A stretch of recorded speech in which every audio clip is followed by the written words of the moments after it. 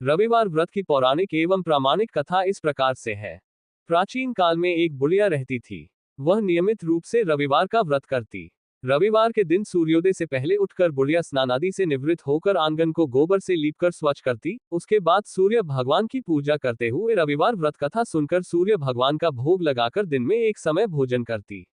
सूर्य भगवान की अनुकंपा से बुढ़िया को किसी प्रकार की चिंता एवं कष्ट नहीं था।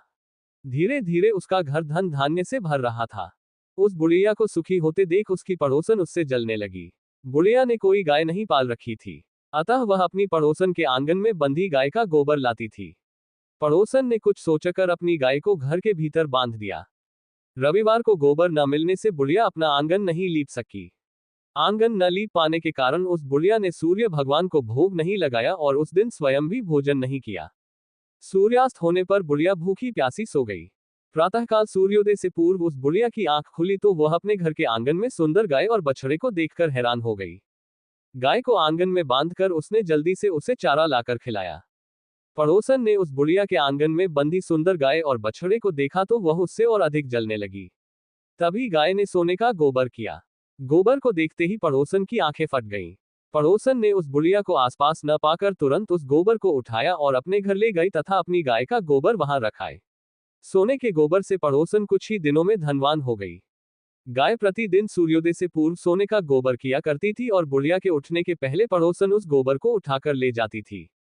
बहुत दिनों तक बुढ़िया को सोने के गोबर के बारे में कुछ पता ही नहीं चला। बुढ़िया पहले की तरह हर रविवार को भगवान सूर्यदेव का व्रत करती रही और कथा सुनती रही। लेकिन सूर्य भगवान को जब पड़ोसन की चालाकी का पता चला तो उन्होंने तेज आंधी चलाई।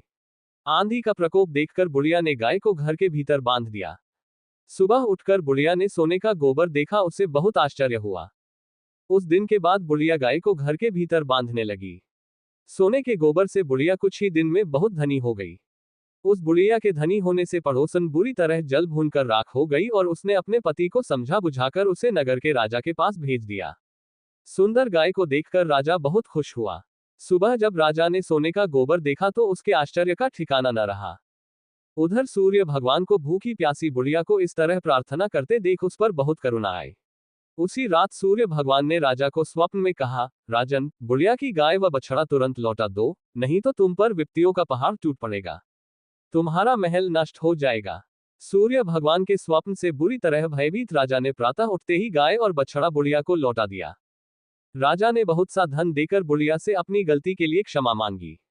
राजा ने पड़ोसन और उसके पति को उनकी इस दुष्टता के लिए दंड दिया। फिर राजा ने पूरे राज्य में घोषणा कराई कि सभी स्त्री पुरुष रविवार का व्रत किया करें। रविवार का व्रत करने से सभी लोगों के घर धन धान्य से भर गए, राज्य में चारों ओर खुशहाली छा गई। स्त्री पुरुष सुखी जीवन यापन करने लगे तथा सभी लोगों के शारीरिक कष्ट भी दूर हो गए। धार्मिक कथाओं के प्रचार प्रसार के लिए कृपया चैनल सब्सक्राइब करें, शेयर करें, लाइक करें। धन्यवाद।